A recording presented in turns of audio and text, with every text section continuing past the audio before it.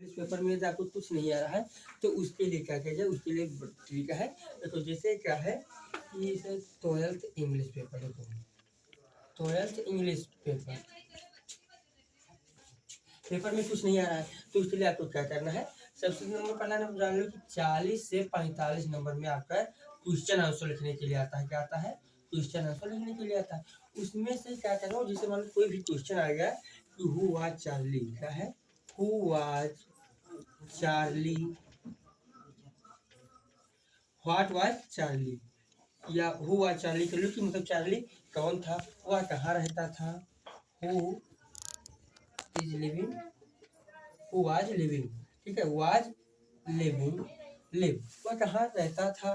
तो इस प्रकार से जैसे जो क्वेश्चन लिखा है, अब क्वेश्चन को ही यहाँ पर हु वाज काट दो और यहाँ से आंसर पूरा लिख लो। इसी लाइन में से जो बड़े बड़े क्वेश्चन होते हैं, who was, live and who was characters, जैसे हु वाज का है एंड कैरेक्टर्स, क्या हो जाए इसी में एंड कैरेक्टर्स, मतलब उसके लक्षण भी लिखो कि उसके क्या कितना क्या वर्षण होते हो। तो ये यहाँ से स्टार्ट करो यहाँ तक लिखो, फिर यहाँ से स्टार्ट करो यहाँ तक लिखो, घुमा फिरा के लिखो, बस 5 लाइन बन जाएगा उसमें। और सही ट्रांसलेट इसका कोई बनता नहीं है, इस प्रकार से आप बना बना के लिख सकते हैं। तो ऐसे ही क्वेश्चन जो दिया जाता है उसमें क्या करो, हेल्पिंग वर्ब और क्वेश्चन वर्ड को हटा दो, बाकी सब उसी सब्जेक्ट, यहाँ से स्टार्ट करो यहाँ तक जाओ, फिर यहाँ से स्टार्ट करो यहाँ तक जाओ, यहाँ से तुमको यहाँ तक आओ, ऐसे घुमा फिरा के 4-5 लाइन में कर दो। ये 40-45 नंबर के जो क्वेश्चन है उसमें से 30-35 नंबर आपको आ जाएगा। अब बात करते हैं उसमें, जैसे जो मान लो आपको ट्रांसलेट करना नहीं आता है, जैसे कि प्रताप महाराणा प्रताप मेवाड़ के एक राजा थे, मेवाड़ के एक राजा थे। तो अब महाराणा प्रताप क्या है, मेवाड़ के एक राजा थे। अब इसका ट्रांसलेट करना नहीं आता कि Maharana Pratap was a king of the Mewar, तो आप इसको ये ट्रांसलेट करने की जरूरत नहीं है। आप सीधा महा लिखिए, महाराणा आर्य ने महाराणा प्रताप लिख दीजिए, ऐसे प्रताप, महाराणा प्रताप मेवाड़, ऐसे ही आप इसका अंग्रेजी केवल लिख दीजिए, मेवाड़ के एक ई और के ऐसे एक लिख दीजिए और आगे जो ये राजा लिख दीजिए, ना कि किंग लिखने की जरूरत नहीं। अब जानते हैं तो किंग भी कर दो, किंग ऐसे फिर टी एच लिखते थे तो ऐसे कर दो। जो 5-7 लाइन नंबर के आते हैं वो आपको ट्रांसलेट करने के, उसमें से 5-6 नंबर आपको दे दे जाएंगे। कॉपी में कोई भी क्वेश्चन छोड़ना नहीं, उसके जगह पर कुछ ना कुछ नीले पेन से आपको लिख देना। कॉपी लिखते समय आपको ध्यान देना है कि थोड़ा आकर्षक सुंदर साफ राइटिंग में लिखना चाहिए। उसके बाद में क्या होता है कि जो उसमें वो आता है, read the following question that follow, मतलब कि जो पैसे दिया जाता है गद्यांश पद्यांश, तो उसमें क्या होता है कि अपठित गद्यांश आता है। Read the unseen passage, unseen passage का मतलब होता है अनसीन पैसेज होता है अपठित, अनसीन पैसेज का मतलब होता है अनसीन पैसेज मतलब होता है अपठित गद्यांश होता है, ठीक है, जो आप पढ़े हुए नहीं है। तो उसमें आपको जो क्वेश्चन दे दिया था उसका आंसर कैसे ढूंढा जाए। तो जैसे मान लो कोई गद्यांश पद्यांश दे दिया गया है, जैसे मान लो यहाँ पर दिया गया है, ये यहाँ पर दिया गया है, जैसे यहाँ पर what was the duty of the dog, how did the dog and the bird become friends. अब इसमें ये हु वाज को काट दो, ड्यूटी शब्द डॉग हीरो और एंड डॉग, ये बर्ड ऐसे बिकम शब्द हीरो, ये देखो डॉग गार्ड, यहाँ पर ऐसे नाइट सब मिला है सब, ये ड्यूटी। यहाँ से आप लिखना शुरू कर दो, यहाँ से और यहाँ तक ऐसे लिख जाओ, इसी में आंसर आ जाए। हो सकता है एकदम करेक्ट आंसर ना हो, लेकिन आपको जो 3 नंबर 2 नंबर के क्वेश्चन तो 1.5 दे दिए जाएंगे। ये क्वेश्चन ऐसे लिख दो, इसी से हेयर हेयर जैसे हैपेंड टू द बर्ड। अब इसमें मेन वर्ड क्या है, बर्ड है, बर्ड देख लो, और इसमें द डॉग, इसमें भी बर्ड और द डॉग दिया गया। अब बर्ड और द डॉग कहाँ दिया गया है, ये बर्ड दिया गया है और ये द डॉग दिया गया, यहीं से स्टार्ट कर दो, यहाँ से लिख दो, दूसरे क्वेश्चन का आंसर हो गया। इस प्रकार से आप पैसे का सही आंसर नहीं, लेकिन कुछ ना कुछ उसमें 80% सही होगा, ये लिख सकते हैं, छोड़ने से अच्छा है। तो इसमें भी आपको 80% नंबर दे दिया जाएगा, जैसे 2 नंबर के हैं तो 1.5 नंबर दे दी जाएंगे, ठीक है। इस प्रकार से आप बना सकते हैं। और उसके बाद में अब हम देखते हैं मतलब इससे क्या होता है, एप्लीकेशन लिखना होता है। एप्लीकेशन बहुत ही आसान भाषा है, जो कि क्या होता है ज़्यादा नहीं, इसे 5 नंबर में। तो जैसे एप्लीकेशन जो होता है,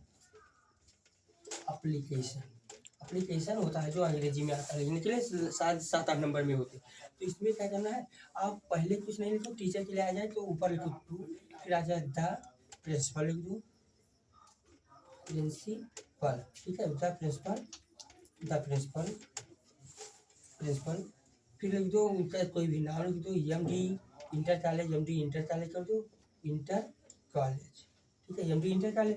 उसके बाद में कोई एक एड्रेस डाल दो, कोई भी एड्रेस, आर नगर गोंडा या कुछ भी करके डाल दो, आर नगर गोंडा डाल दो, एक इनका एड्रेस हो गया।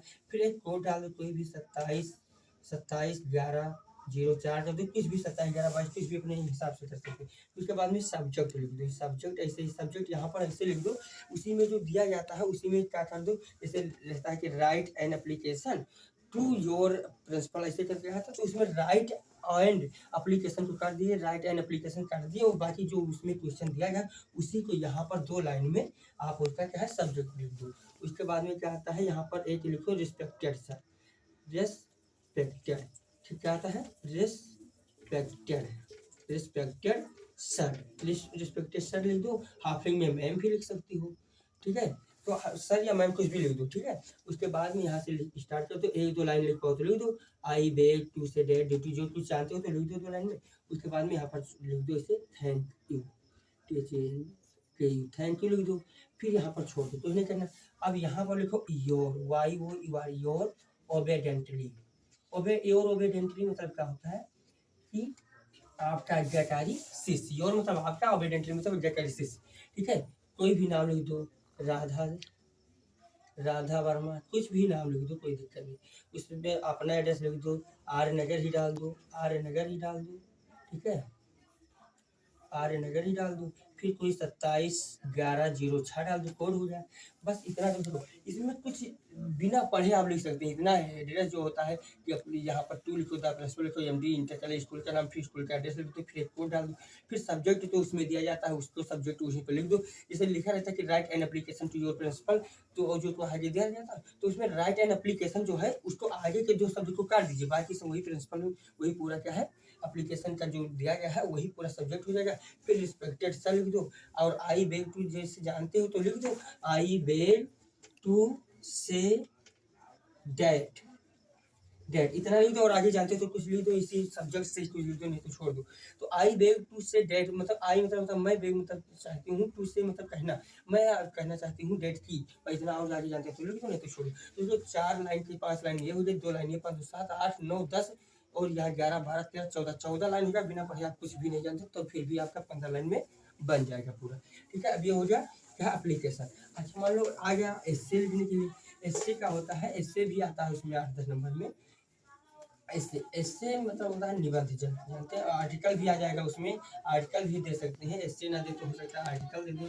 आर्टिकल, आर्टिकल भी क्या होगा, ये आर्टिकल में इससे का मतलब है कि मान लो पॉपुलेशन पर लिखना है या बेरोजगारी जनसंख्या वृद्धि पर लिखना है, किसी पर भी लिखना है, तो उसी के अनुसार आप जैसे मान लो वो अंग्रेजी तो ट्रांसलेट कर नहीं पाओगे, तो क्या है हिंदी में समझो और हिंदी का ही अंग्रेजी में। जैसे मान लो लिखना है पॉपुलेशन मतलब कि, या लिखना है जनसंख्या वृद्धि, किसी पर भी मान लो टीचर को लिखना है, तो मेरे टीचर ऐसे थे, वह इस प्रकार से पढ़ाते तो सादा स्वभाव के थे।